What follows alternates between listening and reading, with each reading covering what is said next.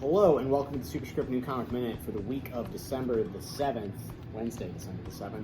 Nice. We got a bunch of new books to talk about today. It is a huge week for comics, a lot of exciting stuff to read.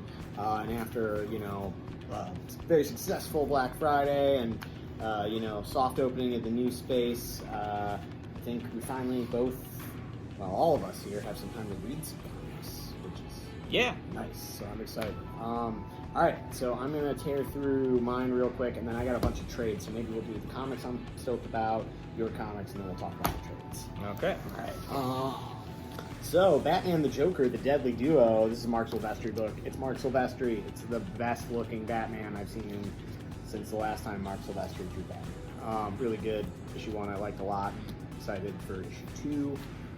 Got issue 1 of the new Gargoyle series from Dynamite.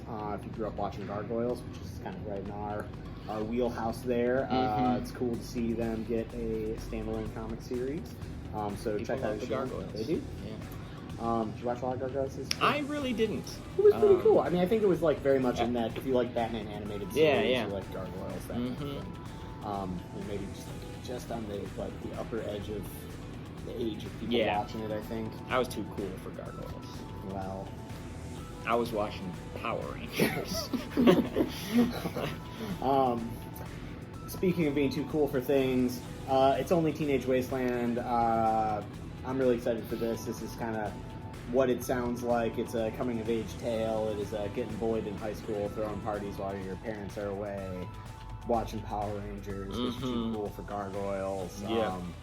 But yeah, for fans of Daniel Clowes and like Phantom Graphics books, stuff like that, I think people who dig that kind of thing are really going to dig this.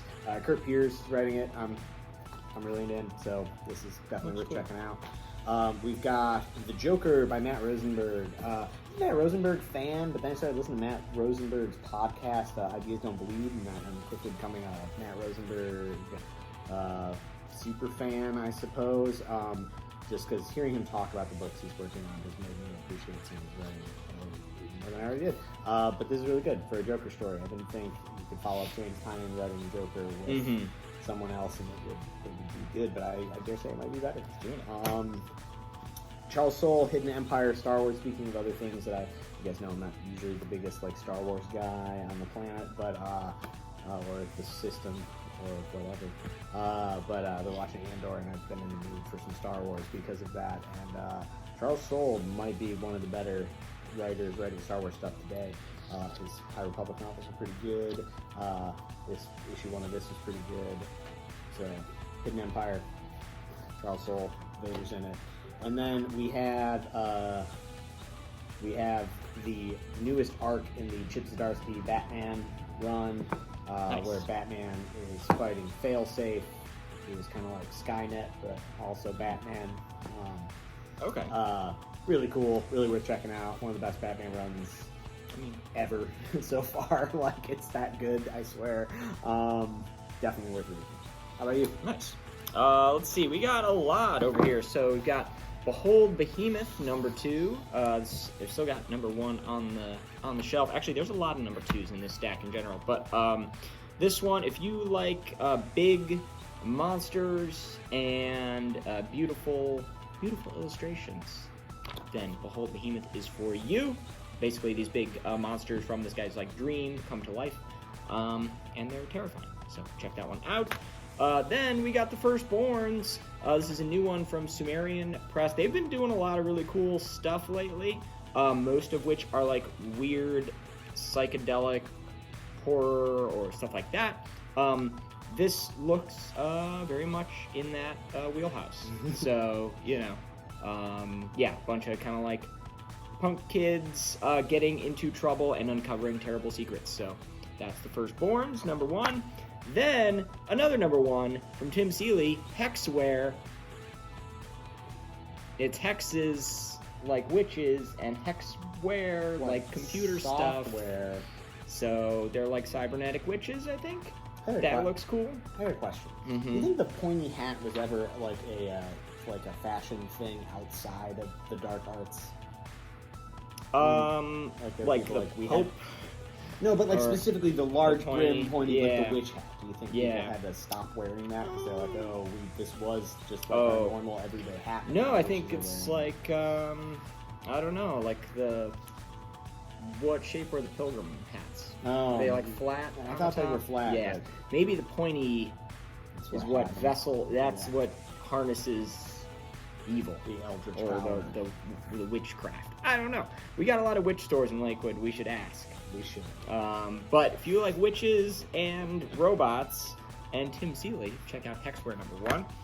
Then we got some more horror this week. A lot, really. Scott Snyder's Night of the Ghoul #3. This looks really great. First 2 issues were very good. It's got beautiful art by, who's doing the art on this? Francesco Francavilla.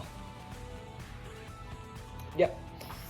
Doing the pencils and colors. So if you want some Scott Snyder horror with some beautiful art, Night of the Ghoul, maybe for you. Then a new one from Sarah Galey, #1, Know Your Station. This is a sci-fi series with sort of like a sort of picturesque space station gone awry. Tale as old as time of this space station where everything's supposed to be good. Select people go up there, and then things go bad, as they often do in deep space. And it's written by Sarah Galey, so you know it's gonna have some good like social commentary and some good humor in addition to the horror. Then we've got, speaking of cyber stuff, they always tell you to stay off the dark web, kids. But today, Spider-Man's here to say, check out the dark web. #1, the new series by Marvel, written by Zeb Wells. So this is gonna be a big event. The title of this arc is All the Real Boys and Girls. That's kind of creepy. But anyway, we've got more Spider-Man for you. If you're looking for the latest Spider-Man event, then Dark Web is for you. I see Venom on here. And some X-Men. And some X-Men. And Spider-Man. Yeah, I'm really excited for it. Zeb Wells has been just killing it with Spider-Man lately, so I'm very excited for him to have a Marvel event all to himself. Also, this looks like it is set in Christmas time, so that's fun. Nice. Cool. So that's Dark Web. And then in the other side of Spider-Man things, we got Miles Morales Spider-Man starting off with #1, written by, is it Cody Ziegler? Forgetting the first name. I want to say yes. Oh, the art in this looks really great too. Who's doing the art? Tell me who made this book. No, I refuse. It doesn't. Issue 1 with a new creative team. I know. Why would? There it is. Okay, yeah, Cody Ziegler and Federico Vicentini. So this looks great. If you're looking for some more Miles Morales, jump on here. That's #1. You know you've made it as a penciler when we butcher your name profoundly. Yeah. Yeah. I mean, it's a rite of passage. It's hard. Well, speaking of names that are easy for me to say, is Ryan North writing Fantastic Four and Secret Invasion. We got a twofer, both on issue 2. I don't know where Ryan North came from, but he's been just kind of all of a sudden writing. Unbelievable Squirrel Girl. That's right. Okay. Yes. Now I know where Ryan North came from. Unbeatable. Yeah. But now he's on Fantastic Four, which is on issue 2. Which issue 1 real good. I like it. And Secret Invasion, which is also on issue 2. Still gotta check out. Issue 1, very good. So yeah, check those out. We've got issue 1s, both of those on the rack. Then a couple more small press. We've got by Whatnot Publishing, Quested. This looks cool. This is like a very colorful adventure series. I think kind of if you like Headlopper and stuff like that, you may enjoy this. Just kind of like a fun, over-the-top adventure series. And then All Against All. This looks incredible. I don't even know what to say about this art by Casper Wingard, other than it's beautiful. This looks like it has weird aliens and just weird stuff going on. Like, this reminds me a little bit of parts of Decorum. Oh, yeah, I can see that. And it's got a quote by James Tynion on the back, so it's got to be good. This looks really cool. I'm very excited to read this. They're doing something to this pig. Put that as the poll quote. I'm looking forward to seeing what happens to the pig. But yeah, this looks really cool. Looks like an interesting world. Then we got some trades. Yeah, so this is actually like an original long-form work written and painted by Alex Ross. Mm-hmm. Fantastic Four, Full Circle. This actually came out last week, but we got our shipment in right after we did the new comic minute. Yeah. And it's been selling like crazy, but we do have a few left. This is like, I think, a once in a generation sort of thing, you know, someone like Alex Ross doing something like this, long form, self-contained, it's oversized, Mm-hmm. it's just gorgeous.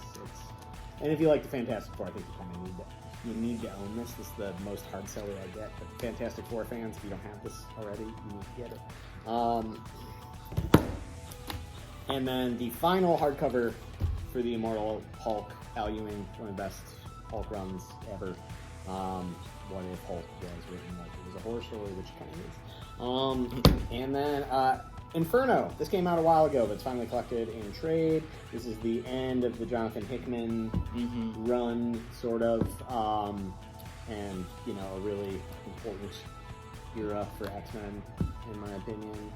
Brought a lot of readers back and got a lot of new readers into reading the X-Men. And then one of my absolute favorites, the second hardcover volume of Monstrous. I will be picking up a copy for myself today. Yeah, still one of the best looking books in comics, and yeah, Marjorie Liu, one of my favorite writers in comics still, like this sweeping epic fantasy that's unlike anything else I've read. Also, right? He's a long-term partner of writer Junot Diaz. Oh, Marjorie Liu. I did not. Which that tracks with Junot Diaz would want to, you know, get together with the lady who wrote X-Men.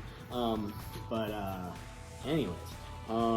And then finally, this is a manga I'm excited to check out. I'm going based off some reviews, but every once in a while I order some things just because I am interested in, you know, not necessarily because we know it's a surefire thing that's going to sell, but just because I want to check it out. And I've been looking for like a good science fiction manga for a while, because that was my introduction to manga, was like Matt Cross and Akira and stuff like that. And so this Captain Corinth, the Galactic Navy officer, becomes an adventurer. First issue for first volume just came out. Nice. I'm very excited to check it out, and I don't know, I'll report back. I'll let you know if it's everything I hope it is. If he does, let us know if he becomes an adventurer. Yeah, if he doesn't, I will be pissed. Yeah. But he opens a bakery instead. That'd be pretty good. Which would be then it would be Space like a really bakery. popular Yeah. probably. Yeah. All right, folks. Well, let us know what you are interested in reading, and yeah, we'll see you this week, and have a good one.